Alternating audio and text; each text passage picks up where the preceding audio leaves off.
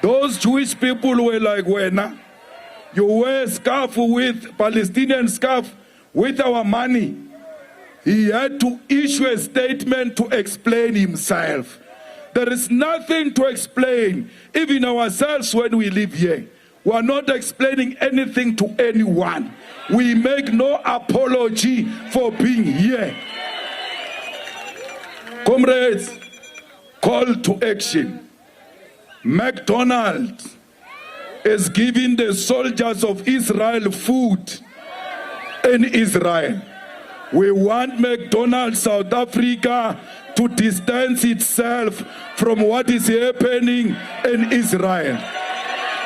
They've got until the end of this month to issue a statement distancing themselves from what McDonald's is doing in Israel, giving murderers food to murder women and children.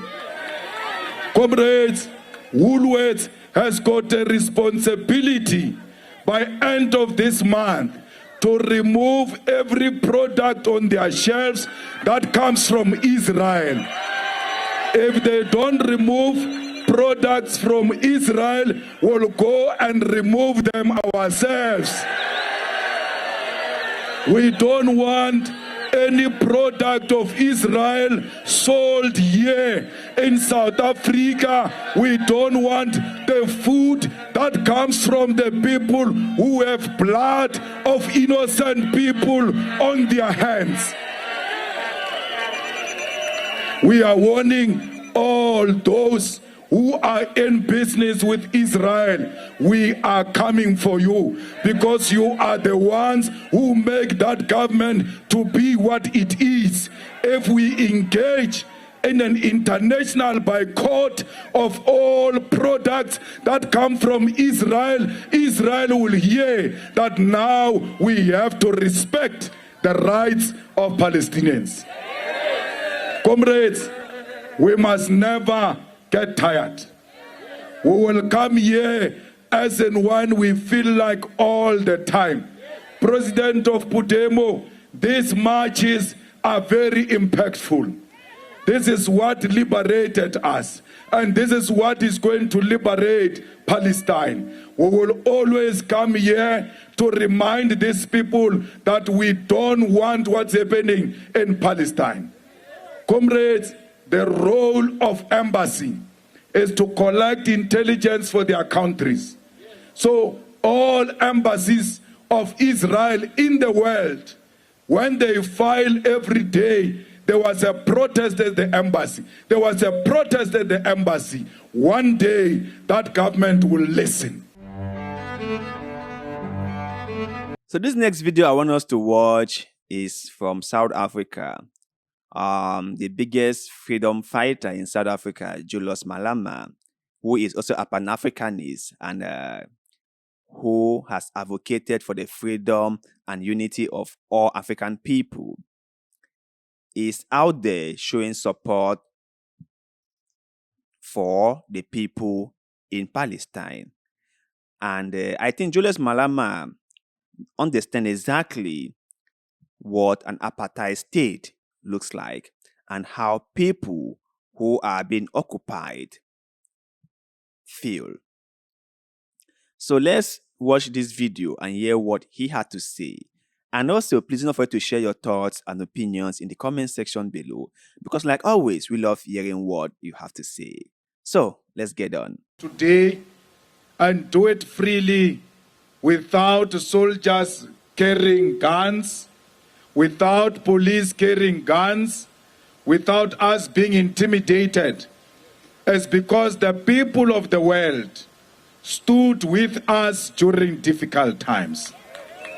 It was the people of Nigeria who took their money from their salaries and donated to liberation movement for us to get our freedom. It was the anti-apartheid movement in America, in UK, in many other parts of the world where the world stood in solidarity with us and said, we will not sit down and watch the Afrikaner apartheid regime killing our people in South Africa. That's why we have our freedom today. We are here to extend the same favor to the children of Palestine. The war in Palestine is not a holy war, it's an evil war. Because even here, the apartheid Afrikaner regime used to say they are the chosen ones, used to say they are children of God and we are animals. So when the Minister of Defense of Israel calls Palestinians animals, we know what he means because we were called animals ourselves here in South Africa by those who were claiming they were sent by God. There is no holy war there, there is an evil war.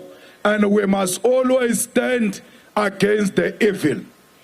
Comrades, what type of government do we have in Israel that goes and bomb a hospital where people have run away for refugee, where people are sick, where children are there, where pregnant women are there? You bomb a hospital and you say you are looking for Hamas, but you are killing innocent children.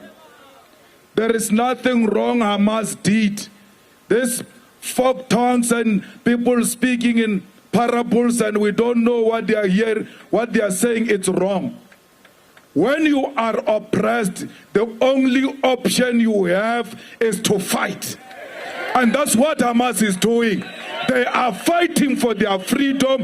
Mandela did the same thing, took up the guns and fought for the freedom of the people of South Africa. When you are oppressed, you only have one option. Confront the enemy and shoot to kill. Do not kiss the enemy. Why do you want to kiss the enemy? People came, took the land of the Palestinians. Every year they extend their occupation. When you look at the map of Palestine, there is nothing left of land in Palestine. The people of Palestine have got nothing to lose but their chains. They must stand up and fight for their freedom, and condemning Hamas is an act of cowardice.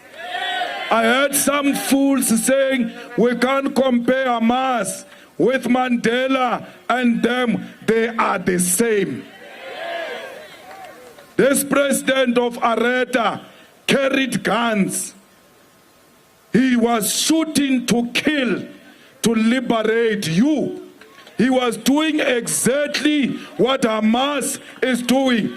O.R. Tambo did the same thing. Chris Hani did the same thing. Winnie Mandela did the same thing. Steve Biko did the same thing. There is nothing wrong Hamas is doing.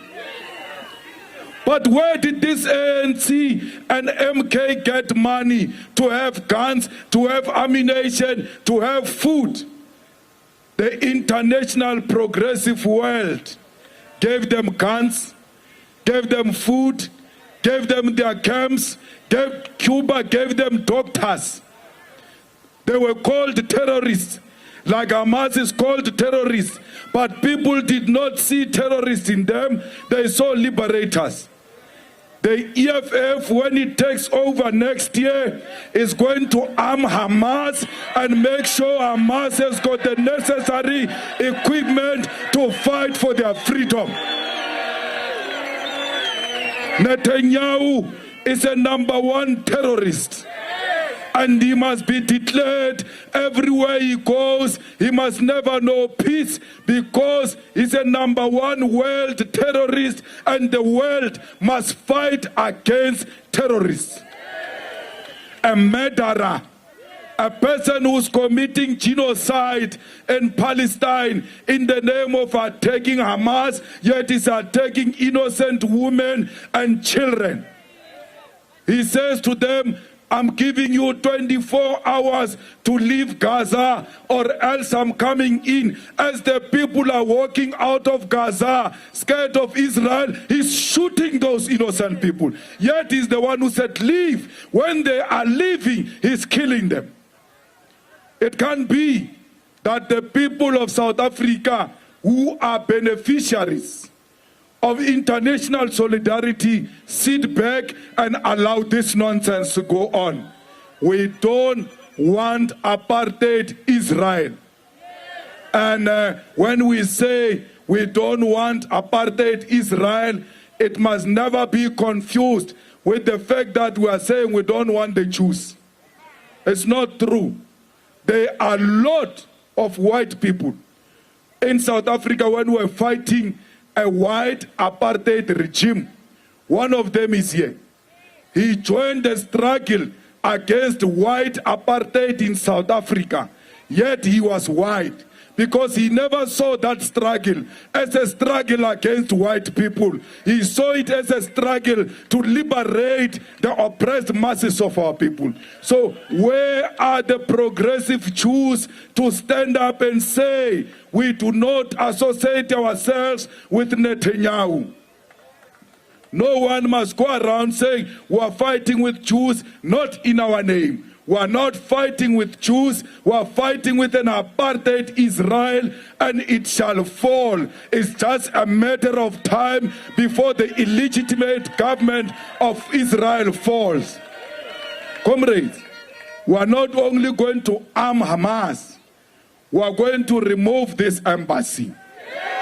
Because we can't stay with murderers in the same area, breathe the same air with people who kill innocent people. Don't listen to those who are here on Friday coming for PR. They've got the power to remove this nonsense behind this truck. They are not removing it. Why? They are getting money from the Israeli government. That's why they are scared of the Israeli government. Cyril Ramaphosa was made a president with the money donated to him by the Jewish people who are behind this Israeli embassy and the Israeli government. Those who gave Cyril money are the Jewish people who are not progressive, are Jewish people who want to perpetuate the apartheid Israel and the oppression of Palestine. That's why Cyril can't say anything. He went to the ANC, NEC, wear a scarf. Yes, says. Those Jewish people were like, when you wear a scarf with Palestinian scarf with our money. He had to issue a statement to explain himself. There is nothing to explain, even ourselves when we live here. You know, whenever I listen to Julius Malema talk, right, it's so funny. And I think he's someone who has been very consistent with his messaging. Like, if he stands for something, he stands for it. If he doesn't stand for it, he doesn't stand for it. He doesn't like give mixed signaling, right? And he has always been a person that has stood for the unification of Africa, which I personally stand for. I think that Africa would be more stronger, more prosperous, and more respected if Africa unites and trade within herself. There are about 54, 55 countries in Africa. And if these countries in Africa have a common market, have a common currency, have a common passport, I think it's going to be great for us, the African people. And Julius Malema also stands for all these things I have just mentioned. He is a freedom fighter. He is someone who believes that Africa will be stronger if Africa unites. He has always protested against the West. He has always protested against people who are trying to oppress other people. And no matter what we agree or disagree on, or no matter who we favor or disfavor, the facts are still the facts, right? Now, facts do not change because our emotions change. No, no, no. Facts do not follow our emotions, right? Facts are facts. And I believe that, or I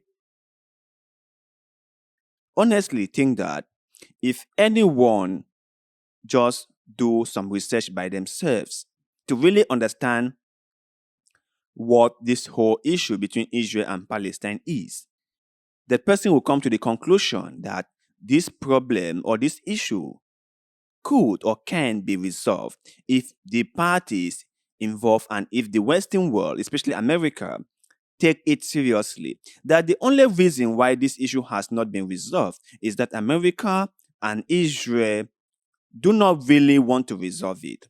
They have the means to resolve it, but for some reason, they don't want to resolve it. I think to them, it's more beneficiary if the issue keep going than for it to be resolved. That's what I just think. Because let's take, for example, right, the issue has not been resolved. Israel is living their best life. The Israelis people are happy living in Israel. But look at the people in Gaza. 2.3 million people or 2.4 million people have been crammed into a small piece of land. Gaza is like the most densely populated place in the whole world. Just imagine that number of people living together in that small piece of land. And Israel has blockaded the borders in and out of Gaza, which means that Israel has an upper hand on what goes in and out of Gaza. Same in the West Bank. Israel is building illegal settlement, and even though the international community has told them to stop doing that, they won't listen, they won't stop. They just keep on doing it. They are pushing the Palestinians back. They are arresting Palestinians and locking them up in Israel. Palestinians are being subjected to Israeli laws. Just look at it. So everything is so one-sided. Israel has the upper hand in this situation, and Israel is wielding it. Israel is not willing to seek for peace. After all, having the status quo as it is at the moment benefits them a lot. Because they can always say, hey, Palestinians are terrorists. Palestinians are committing a lot of crimes. Palestinians are harassing Israelis citizens. So we need to go in to quell this tension. There have been an attack on us, the Israelis, so we need to defend ourselves. They can always use this pretense to arrest Palestinians, to detain them. Just imagine you are a citizen of another country, but you are then be arrested by another country and subjected to their laws. Just imagine. We shouldn't be doing this. But you guys out there, let me know your take on what Julius Malema was saying in this video. Do you really think that this issue in Palestine, this issue between Israel and Palestine, could be resolved if those who are involved or those in power who could cause a change did that? Let us know in the comment section below, because like always, we love hearing what you have to say. And please do not forget to like this video, share this video, follow our Facebook page, and most importantly, subscribe to this channel, because these things that you do help us a lot, and we shall forever be grateful to you. So thank you very much for doing just that. And like always, see you in the next one.